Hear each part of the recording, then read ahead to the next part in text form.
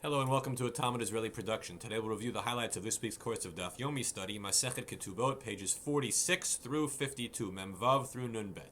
46. Tanya. Uparsua Simla. The Torah says in reference to the woman who is accused by her new husband of not having been a virgin bride at their wedding night, that the Simla, the bedsheet or the dress, is spread out. The question is, what does that actually mean? Do we take it literally or not? So the Tanakama says it is a euphemistic expression, and each side, the father of the girl, the new husband, each bring their own witnesses, and the matter is clarified like a clean new dress. So the issue is clarification, and it's a metaphor, but not a literal article of clothing. Rabbi Elazar ben Yaakov Omer Dam Kitavan Simla Mamash. Whereas Elazar ben Yaakov says no, it's a literal statement. Simla Mamash means the actual bedsheet to prove that there was blood on it, indicating her betula status. Mem Zayin 47. Tiknu mizonotea tachat maseyadeha. When the sages enacted the give and take of the marriage in terms of the finances, they established that the husband has to feed his wife mizonot in return for her remitting her wages to him, Maseyadaha. That's the first item. The second item is Pirkona Tachat Perot, that he has to redeem his wife if she were ever taken captive, and in return he gets the Perot, the fruit, that he is allowed to eat, benefit from the fruit of the Nichsei Malug throughout the marriage.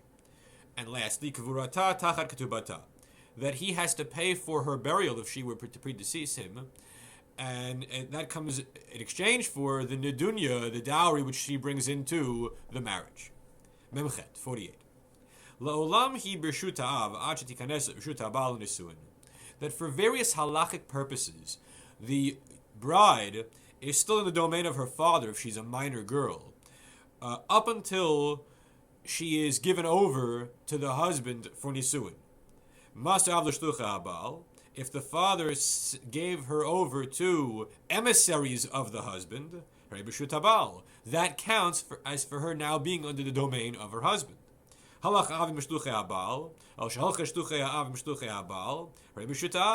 If the father walked with the emissaries of the husband on the way to do the transfer, or emissaries of the father walked with emissaries of the husband on the way for the transfer, then she remains in the father's domain. However, if the emissaries of the father gave over the young lady to the emissaries of the husband, then she's in the domain of the husband. Memtet 49. It was established by the sages, it was enacted by the sages at Usha. So we're talking now in the Galilee in the latter half of the 2nd century. That a man has to provide sustenance to feed his minor children, his sons and his daughters. This would indicate that it's not a Torah law, it's only a rabbinic law. However, another passage in the Gemara says, Mitzvah lazunat tabanot, it is a mitzvah, indicating possibly a Torah mitzvah, to feed one's daughters. And all the more so, the sons, the aski b'Torah, because the sons study Torah.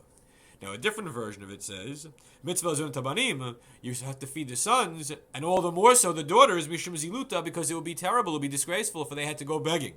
So, whether it's, the logic indicates more so for the boys or more so for the girls, either way it's a mitzvah, as opposed to an earlier theory of be'ushahit kinu, that it was an enactment. Daf Nun, page 50. Hon ve'osh b'veito, tzidkato ben ad la'ad. Wealth, riches in one's home, his righteousness endures forever. What does that refer to? Who is that talking about? Rav Huna of Rav Chisda say, Chad amar ze halomed Torah u'melamda. One said it refers to studying Torah and teaching Torah, that your righteousness will endure forever because those whom you taught will then pass along the Torah to subsequent generations, and it really will endure for a long, long time. The other one said, it refers to a person who writes scrolls of Tanakh, Torah, Nevi'im, Ketuvim, the books of the Bible, and then lends it out to others. How does this show righteousness enduring forever? Because through the writing of one scroll, many people could be taught Torah if that book is passed around from person to person, so religious knowledge could spread through the scribal efforts of one man. Nun Aleph, 51. Kol shetchilata ba'ones v'sofa b'ratzon. What happens if a woman is being violated? She's being raped.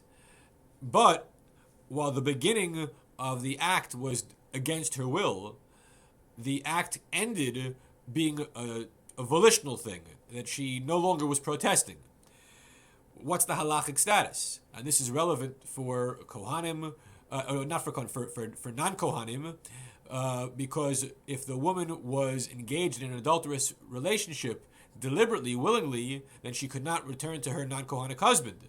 However, if it was only onus, if it was only against her will, then she would be allowed to return to her husband. So we need to know the halachic status of this scenario, whereby the situation evolved in the midst of events. So I feel even if she were to say, "Leave me alone, I want to continue with this man who's not her husband," nonetheless muteret. She is permitted to return to her husband. My timer, yetzer alabasha, that her inclination was aroused, but we follow the beginning of the event, and the beginning of the event was onus, and so therefore she's not held accountable, and the marriage could be restored. Nun bet.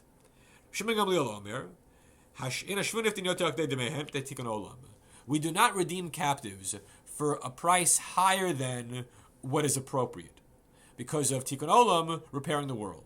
Insofar as we want to save people, sure, you'd pay an exorbitant amount. We'd pay an astronomical amount. However, if we were to do that, then those who are in the business of kidnapping would say, this is very lucrative. We'll do it again. And that's an impossible situation to continue to repeatedly pay such an astronomical price for one shvuya. So therefore, only pay the sort of market rate for that individual. And as for a husband redeeming a wife, if the amount he has to pay corresponds to the value of the ketubah, then he'll pay it. And if it is higher than the ketubah, then he will not pay. And hopefully she'll be redeemed at some later time at a lower price. Everyone have a great week.